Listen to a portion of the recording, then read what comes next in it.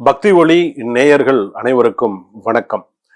அடுத்ததாக நாம் இந்த பதிவுல பார்க்கக்கூடியது தெய்வத்தை 3 நாள் பட்டி போட்டுறாதீங்க. அப்படி பட்டினி போட்டீங்க அப்படின்னு சொன்னா உங்களுக்கு கஷ்டம், கண்டிப்பா கஷ்டம். ஏன் அப்படின்னு கேட்டீங்கன்னா, பட்டினி போடாதீங்க அப்படின்னு சொல்றது ஏன் அப்படின்னு சொன்னா, இப்போ ஒரு வீட்டுல கணவன் மனைவி குழந்தைகள் எல்லாருமே இருக்காங்க. இப்ப மனைவி மாதவிடாய் காலத்துல அவங்களுக்கு இல்லை. அப்ப நீங்க சில பேர் என்ன பண்ணிடுறாங்க அப்படின்னு சொன்னா, 3 நாள் அதிகபட்சம் 4 நாள் அந்த சுவாமி ரூம் மூடியே தான் இருக்கும். திறக்க மாட்டாங்க, விளக்கேற்ற மாட்டாங்க, எந்த ஒரு விஷயமும் இருக்காது. அப்ப அந்த 3-4 நாள் எப்படி இருக்கும்னு நினைச்சு பாருங்க. இப்போ வீட்டுல பெரியவங்க இருந்தாங்கன்னா செய்யறாங்க, வீட்டுல பெரியவங்க இருந்தாங்கன்னா அவங்க குளிச்சுட்டு அவங்க செய்வாங்க. வீட்டுல பெரியவங்க இருந்தால் இல்லைன்னா இல்லை. வீட்டுல இப்பெல்லாம் எங்க பெரியவங்க இருக்காங்க வீட்டுல, நம்ம தான் இருக்கக்கூடாதுன்னு சொல்லிடுறோம் எடுத்த உடனேவே. அதனால பெரியவங்கெல்லாம் இப்ப இருக்கிறதுக்கு வாய்ப்பு இல்லை.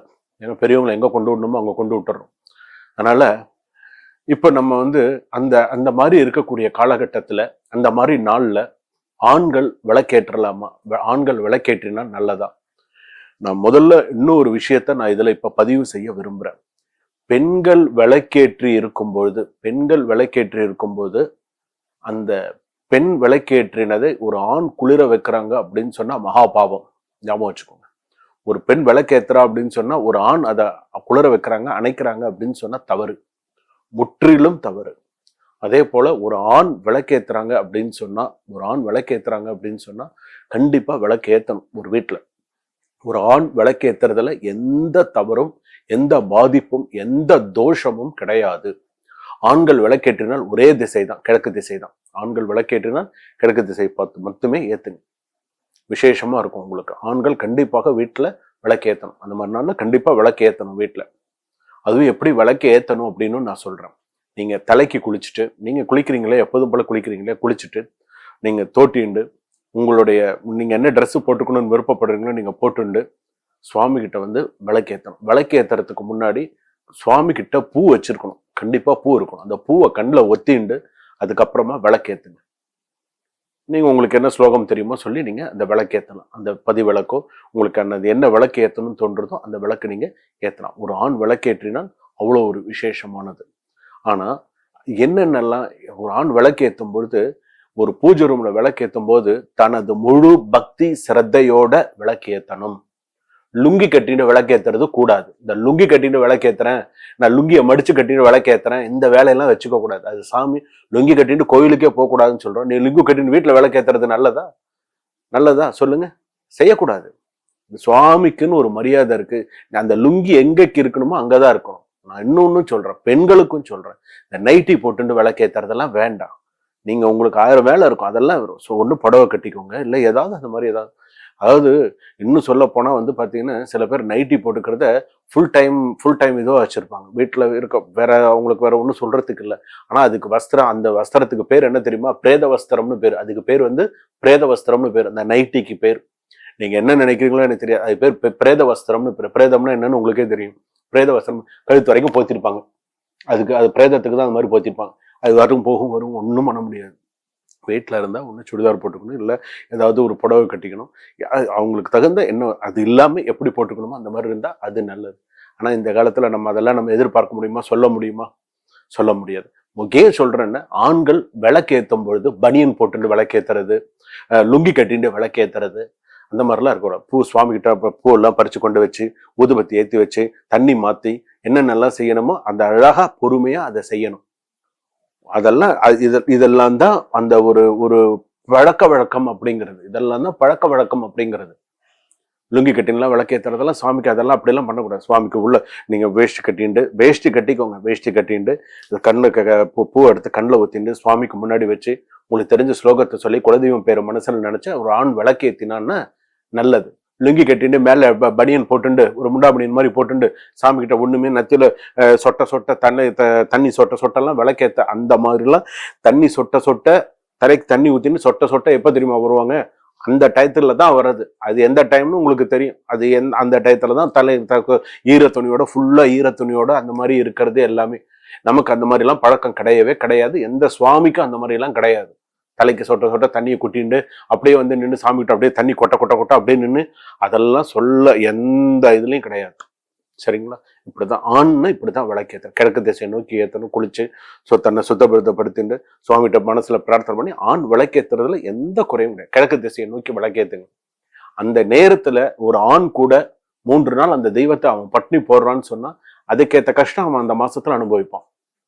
அதற்கேற்ற கஷ்டத்தை அந்த மாசத்துல அவனுக்கு ஏதாவது ஒரு விஷயம் தடங்களாகும், ஏதாவது ஒரு விஷயம் வரும். ஏன்பா நீ ஆத்மார்த்தமா சாமி கும்பிடுற, நீ எல்லாம் பண்ற, ஒரு தெய்வம் உனக்கு எல்லாம் கொடுக்குறது, அந்த தெய்வத்தை நீ 3 நாள் பட்னி போட்டா என்ன அர்த்தம்? ஒரு நாள் கூட எப்படி ஒரு நாள் தெய்வத்தை பார்க்காம இருக்க முடியுது? வீட்டுல தானே இருக்க, ஒரு நாள் கூட அந்த தெய்வத்தை பார்க்காம எப்படி ஒரு நாள் வெளியில போக முடியுது? நீ பார்க்கணும்ல, காலையில எந்திருந்தோடனே தெய்வத்தை பார்க்கணும்ல. நீ வச்ச தெய்வம் தானே, நீ வச்ச சாமி கும்பிடுறது தானே. அப்ப அந்த தெய்வத்தை முக்கியமா நீ பார்க்கணுமா வேண்டாமா? ஒரு நிமிஷம் நீ வேலைக்கு போகும்போது அந்த பேண்ட் ஷர்ட் போட்டுட்டு நீ அவசரமா போனா கூட அந்த சுவாமிகிட்ட போய் அந்த விபூதியை லேசா எடுத்து அந்த மோதிர வரலாறு தொட்டு இட்டுண்டு நீ போ. சரியா? சரி, நீ பேண்ட் ஷர்ட் அட்லீஸ்ட் உனக்கு வேஷ்டி கட்டிக்க முடியல, அட்லீஸ்ட் ஒரு பேண்ட் ஷர்ட் போட்டுண்டாவது விளக்கேத்து, தப்பு கிடையாது. ஏன்னா நீ கோயிலெல்லாம் அப்படிதான் ஏத்துறாங்க, அதனால அப்படியாவது ஏத்து. வேஷ்டி கட்டிட்டு தான் ஏத்தணும். இல்ல ஒரு அவசரம்னா சரி பரவாயில்ல பண்ணு, தப்பு இல்லை. அதுக்கு லுங்கி கட்டின்லாம் பண்ணிடாதீங்க. தயவு செய்து அந்த தவறே பண்ணிடாதீங்க. எவ்வளவு காவி வேஷ்டி வருது, ப்ளூ கலர்ல வேஷ்டி, கிரீன் கலர்ல வேஷ்டி, எத்தனை விதவிதமா 4 பட வேஷ்டி வருது, அதுல ஒண்ணு அதுல கட்டிக்கோங்க. அதை கட்டிக்கிட்டு விளக்கேத்துங்க. அதுல ஏதாவது உங்களுக்கு கஷ்டம் இருக்கா? கிடையாது. எதுக்காக சொல்றேன்னா, இந்த விளக்கேத்துறது அப்படின்னு சொல்லும்போது அந்த 3 நாள் தெய்வத்தை நீங்க எவ்வளவு நீங்க பட்னி போடுறீங்களோ, அந்த சுவாமி படம் வச்சிருக்கீங்க, விநாயகர் படம் வச்சிருப்பீங்க, அன்னபூரணி வச்சிருப்பீங்க, லிங்கம் வச்சிருப்பீங்க, எவ்வளவு வச்சிருக்கீங்க. இந்த கணவர் என்ன பண்ணணும்னு கேட்டா விளக்கேத்தி கல்கண்டோ, நீங்க சுவாமிக்கு எப்போது என்ன நைவேத்தியம் பண்ணுவீங்களோ அந்த ஊதுபத்தி ஏற்றி வைத்து அது என்ன செய்யணுமோ அதை கண்டிப்பா செய்யணும். மணி அடிச்சு பண்ணியே ஆகணும். பண்ணினாதான் அது சிறப்பு. அப்படி பண்ணாத வீடு வீடு கிடையாது. அந்த வீட்டுல அந்த ஒரு நெகட்டிவ் வைப்ரேஷன்ஸ் நிறைய சுத்தும். நெகட்டிவ் வைப்ரேஷன்ஸ் நிறைய இருக்கும். பேசுறதெல்லாம் நேர்மாறா இருக்கும். ஒரு விஷயம் நமக்கு நடக்காது. ஏதாவது ஒரு விஷயத்துல எங்கேயோ ஒரு இடத்துல தடங்களை காட்டும். நமக்கு திருப்தி இருக்காது. அதாவது இன்றைய பொழுது இன்னைக்கு விடியுறது. இன்னைக்கு என்ன நாள்? இன்னைக்கு என்ன நாள் சொல்லுங்க? புதன்கிழமை. இன்றைய புதன்கிழமையில இன்னைக்கு யாருடைய ஆதிக்கத்துல இன்னைக்கு இருக்கும்? புத பகவானுடைய ஆதிக்கத்துலதான் இன்னைக்கு காலையில இருந்து சூரியன் அஸ்தமனம் ஆற வரைக்கும் அவருடைய ஆதிக்கத்துலதான் இன்னைக்கு நம்ம இருப்போம். நாளைக்கு குரு பகவானுடைய ஆதிக்கத்துல இருப்போம். நாளன்னைக்கு சுக்கிர பகவானுடைய ஆதிக்கத்துல இருப்போம். சனிக்கிழமை அன்னைக்கு யாருடைய ஆதிக்கத்துல இருக்கும்? சனி பகவானுடைய ஆதிக்கத்துலதான் நம்ம இருப்போம். அதனாலதான் சனிக்கிழமை வந்து காக்காய்க்கு சாதம் வைக்கிறது, சனிக்கிழமை ஆனா நம்ம சனீஸ்வரனுக்கு எள்ளு தீபம் ஏத்துறது. நீ உனக்கு 7.5 சனி உனக்கு ஆரம்பிச்சிருச்சு அப்படிங்கறது எப்படி தெரியுமா? ஈஸியா நீ கால் அலம்புறதை வச்சு கண்டுபிடிச்ச. காலில் நீ தண்ணி ஊத்திக்கிறத பத்தியா அதை வச்சு உனக்கு கண்டுபிடிச்சிடலாம். நீ எந்த அளவுக்கு நீ கரெக்டா முன்ன மட்டும் கால் அலம்பிட்டு பின்ன நீ தண்ணி ஊத்தாம இருந்தானே ஆட்டோமேட்டிக்கா அவன் காலில் ஏறி தலையில வந்து உட்காந்துருவார். நீ கவலையே பட வேண்டாம். அதுக்கப்புறம் உனக்கு தலையில வச்சு நச்சு நச்சு நச்சு நச்சுன்னு உனக்கு அடிக்குமா, அடி மேல அடி வாங்கும்போது உனக்கு தெரியும். இன்னைக்கும் அந்த முன்கால் பின்கால் அலம்புற பழக்கம்லாம் இல்லை. முன்னாடி மட்டும் தலை அவசர அவசரமா காலில் முன்னாடி தண்ணி ஊத்தின்னு உள்ள ஓடி வந்துருவான். முடிஞ்சு போச்சு. கூடவே கூடாது. அதெல்லாம் உனக்கு உனக்கு ஆரம்பிச்சிடுத்து அப்படின்னு அர்த்தம். சில பேருக்கு இன்னும் ஒரு விஷயத்த கூட சொல்றேன். சில பேர் வாஷ்ரூம் போயிட்டு வந்தா கூட சில பேர் என்ன பண்ணுவாங்கன்னா அவசரமா போயிட்டு வந்துருவானே தவிர வந்து உட்காந்துருவானே தவிர கால் வாஷ் பண்ண மாட்டான். இன்னைக்கும் நடக்கு. நான் இது நீங்க நீங்க நீங்க எப்படி எடுத்தனாலும் சரி இன்னைக்கும் அது உண்டு, பாக்குறேன்.